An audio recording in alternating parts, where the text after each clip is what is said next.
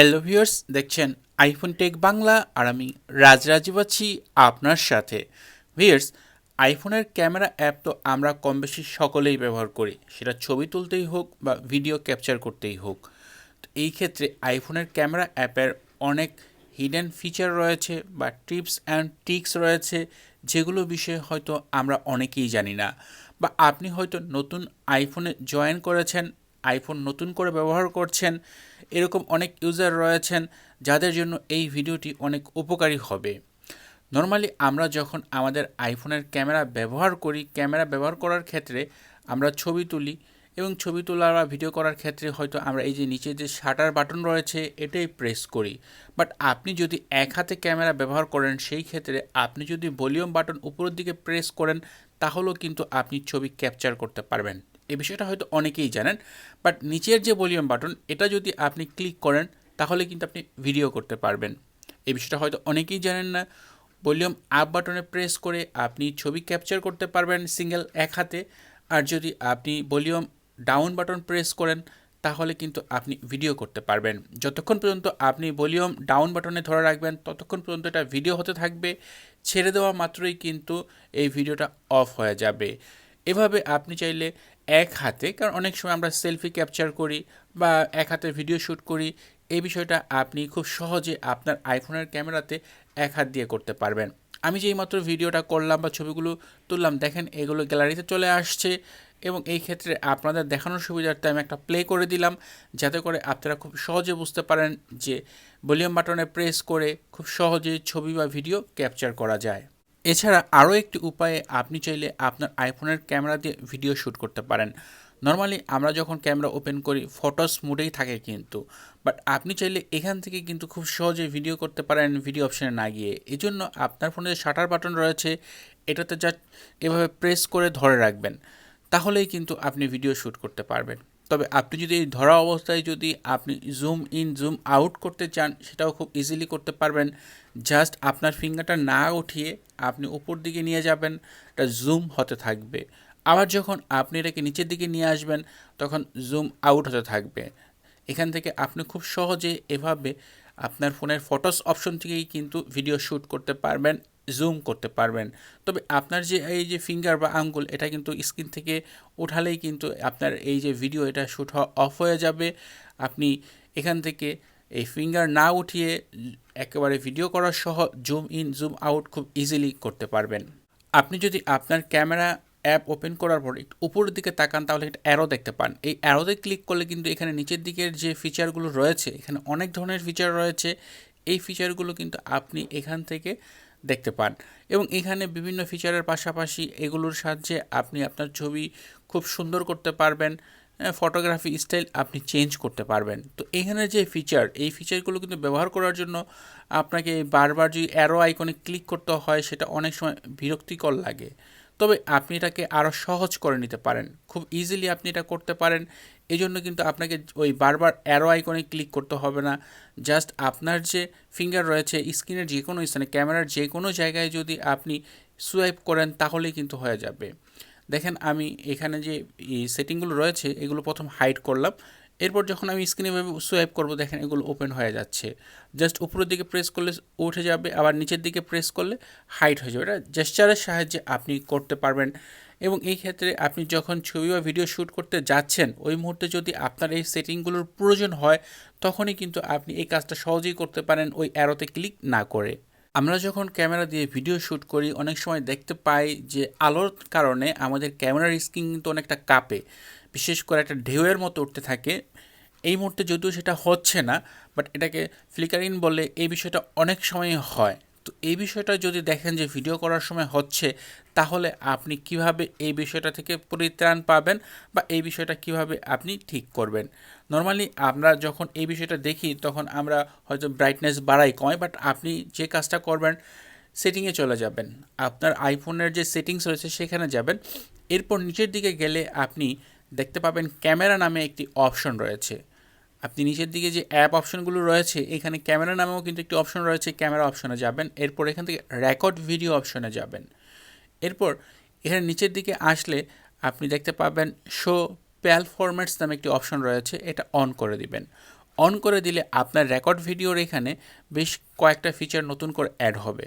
এরপর নেক্সটে যখন আপনি ভিডিও শ্যুট করতে যাবেন এবং ওই মুহূর্তে যদি আপনার ফোন লাইটিংয়ের কারণে ফ্লিকারিং করে, সেই ক্ষেত্রে উপর দিকে এখানে ক্লিক করবেন। ক্লিক করে আপনি এখান থেকে এইচডি বা 4K আপনি যাই করেন না কেন এখান থেকে 25 FPS দিয়ে দিবেন। নর্মালি আমরা 4Kতেই ভিডিও শ্যুট করি, বা অনেকে রয়েছেন যে এইচডি কোয়ালিটিতে ভিডিও শ্যুট করেন, সেই ক্ষেত্রে আপনি এখান থেকে 4Kতে করলে সবচেয়ে বেস্ট ছবি বা ভিডিও আসে। এই ক্ষেত্রে আপনি এখান থেকে এইচডি 25 বা 4K 25 এটা যদি সিলেক্ট করে রাখেন, ওই মুহূর্তে কিন্তু আপনার যে ফ্লিকারিং যে অপশনটা সেটা আর আসবে না। আপনি হয়তো লো লাইটেও বেশ ভালো মানের ভিডিও শ্যুট করতে পারবেন। আপনি যদি আইফোন দিয়ে প্রো লেভেলের ছবি ক্যাপচার করতে চান, সেই ক্ষেত্রে অনেক সময় সাবজেক্ট, অবজেক্ট এই বিষয়গুলোর কিন্তু গুরুত্ব দিতে হয়। মানে আপনি যে একটা ছবি তুলতে চান, সেই ছবিটা স্ক্রিনের কোথায় রাখতে চান, এই জন্য কিন্তু একটা মাপের প্রয়োজন হয় বা একটা দিক নির্দেশনের প্রয়োজন হয়। এই বিষয়টার জন্য আপনি অ্যাট ফার্স্ট সেটিং অ্যাপে যাবেন, এরপর এখান থেকে ক্যামেরা অপশনে যাবেন। এরপর এখান থেকে দেখতে পান নিচের দিকে গেলে গ্রিড নামে একটি অপশন রয়েছে, এটা অন করে দিবেন। এর নিচে একটি অপশন রয়েছে লেভেল নামে, এটাও অন করে দিবেন। এই দুইটা অপশন যদি আপনি অন করে দেন, এরপর নেক্সটে যখন আপনি আপনার ক্যামেরা অ্যাপ ওপেন করবেন, তাহলে দেখতে পাবেন এখানে আপনার যে ক্যামেরা অ্যাপ, এখানে কিন্তু একটা গ্রিড চলে আসছে, মানে স্কোয়ার একটা লাইন চলে আসছে। এখন আপনি এখান থেকে আপনার যে সাবজেক্ট রয়েছে সেটাকে আপনি এখান থেকে নির্ধারণ করতে পারবেন, যেটা কোথায় রাখবেন, মিডিলে রাখবেন, সাইডে রাখবেন। আপনার পুরো স্ক্রিনে একটা মাপ চলে আসছে। এরপর নিচের দিকে দেখেন একটা লেভেল দেখা যাচ্ছে। এটা হচ্ছে একেবারে অ্যাকুরেট ছবি ক্যাপচার করার জন্য, ছবি যাতে বাঁকা না হয়, স্টিল একেবারে সোজা সমপরিমাণ থাকে, এটার জন্য। তো এটা যখন আপনি বাঁকা হয়ে যাবে তখন দেখতে পাবেন যে এটা বাঁকা হচ্ছে। যখন স্টিল লেভেল থাকবে তখন দেখতে পাবেন যে না, আপনার হাত সোজা রয়েছে বা একেবারে সমান রয়েছে। তো এটা যখন বাঁকা হয়ে যাবে তখনই বুঝতে পারবেন। ডান দিকে বাঁকা হলে ডান দিকে আপনার মোবাইলটা একটু বেশি বাঁকা হয়েছে, যদি বাম দিকে যায়, এই বিষয়টা আপনি এখান থেকে খেয়াল করে ছবি ক্যাপচার করতে পারবেন। এই ক্ষেত্রে যারা প্রফেশনাল মানের ফটোগ্রাফার, তাদের জন্য এই দুইটা ফিচার অবশ্যই ব্যবহার করার জন্য খুবই আবশ্যক। আমরা ভালো মানের ছবি ক্যাপচার করার জন্য আমরা কি না করি, বাট আইফোনের যে সেটিংগুলো রয়েছে এগুলো বিষয়ে হয়তো অনেকেই জানি না। এখানে অ্যাট ফার্স্ট যে সেটিংগুলো সেটা হচ্ছে আপনার যে ফ্ল্যাশ লাইট, এটা অফ অন করার অপশন রয়েছে। তারপর হচ্ছে এখান থেকে লাইভ ফটো ছবি তোলার অফ অন করার অপশন রয়েছে। এরপর এখানে দেখেন আপনার ছবিগুলো অ্যাকচুয়ালি আপনি কেমন ফিল্টারে ক্যাপচার করতে চান, এখানে কয়েকটা ফিল্টার দেওয়া রয়েছে, সেগুলো আপনি এখান থেকে সিলেক্ট করতে পারবেন। এরপর এখান থেকে দেখেন এক্সপোজার, এই বিষয়টাও কিন্তু আপনি এখান থেকে ঠিকঠাক করতে পারবেন। আপনার যতটুকু প্রয়োজন অতটুকু আপনি রাখতে পারবেন। টাইম অপশন রয়েছে, আপনি যদি সেলফি ক্যাপচার করেন সেটা 3 সেকেন্ড 10 সেকেন্ড পর্যন্ত আপনি নিজে সেট করে নিতে পারবেন। যেমন আমি 3 সেকেন্ড সেট করলাম। এরপর সেট করার পর যখন আমি এই শাটার বাটনে প্রেস করে দিব, এরপর 3 সেকেন্ড পর আমার সেই ছবিটা ক্যাপচার হবে। এভাবে চাইলে আপনি দেখা যায় একা নিজের ছবি ক্যাপচার করবেন, স্ট্যান্ডে রেখেছেন, জাস্ট সব কিছু ঠিকঠাক করে একটা 10 সেকেন্ডের সময় দিয়ে দিলেন, এরপর ছবিটা অটোমেটিক ক্যাপচার হয়ে যাবে। এছাড়া এখানে দেখেন আরও প্রচুর এখানে কালার ফিল্টার রয়েছে, যেগুলোর মাধ্যমে আপনি ছবিটাকে আরও সুন্দর করতে পারবেন। ছবির সাইজ রয়েছে, যে আপনি কী সাইজ স্ক্রিন রাখবেন, আপনার স্কোয়ার রাখবেন না 19:60 রাখবেন, বা আপনি আরও অপশন রয়েছে এখানে কোন স্ক্রিনে আপনার ছবিটা আপনি রাখতে চান, এই টোটাল বিষয়গুলো কিন্তু এই সেটিংয়ে আপনি পাবেন। তো এই বিষয়গুলো অনেকেই হয়তো যারা নতুন আইফোন ইউজার তারা হয়তো খুঁজে পান না, বাট আপনি এভাবে খুব সহজে নিচের দিকে গেলেই কিন্তু এই ফিচারগুলো খুঁজে পাবেন। অনেক সময় অনেক জায়গায় গিয়ে আমরা বিভিন্ন ভাষার লেখা দেখতে পাই। আপনি হয়তো বাইরের কোনো কান্ট্রিতে গেছেন, ওইখানে হয়তো খাবারের মেনুতে ওই দেশের লেখাই রয়েছে, বাট ওই মুহূর্তে আপনি সেটা হয়তো বুঝতে পারছেন না। বাট সমস্যা কি, আপনার হাতে তো আইফোন রয়েছেই।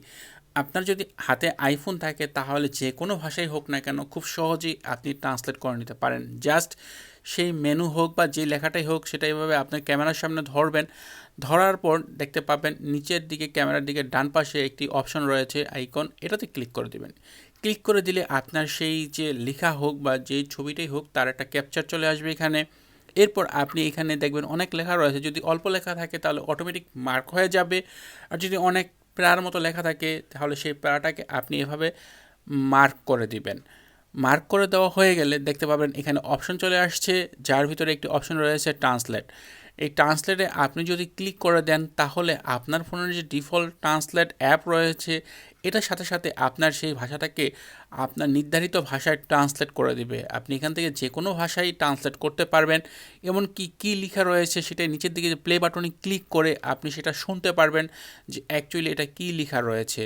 এবং এভাবে আপনি চাইলে যে কোনো ভাষার লেখা হোক, সেটা ফার্সি হোক, আরবি হোক বা স্প্যানিশ হোক, যে কোনো ভাষাই হোক, আপনি এভাবে খুব সহজে হিন্দি হোক, যদিও এই যে ট্রান্সলেট অ্যাপটি এটাতে বাংলা সাপোর্ট করে না, বাট গুগলের যে অ্যাপ রয়েছে সেটাতে বাংলা সাপোর্ট করে। আপনি চাইলে গুগলের সেই অ্যাপটি আলাদা করে ব্যবহার করতে পারেন। তো এভাবে যে কোনো ভাষাই কিন্তু আপনি খুব সহজে বুঝতে পারবেন আপনার এই আইফোনের ক্যামেরা দিয়ে। এছাড়া অনেক আইফোন ইউজার চান যে আইফোনে মিউজিক প্লে করা অবস্থায় সেই মিউজিক রেকর্ড করার পাশাপাশি ভিডিও রেকর্ড হবে, মানে ভিডিওতে সেই মিউজিকটা থাকবে। তো এই জন্য আপনার যে মিউজিক অ্যাপ রয়েছে সেখানে চলে যাবেন, সেটা প্লে করবেন।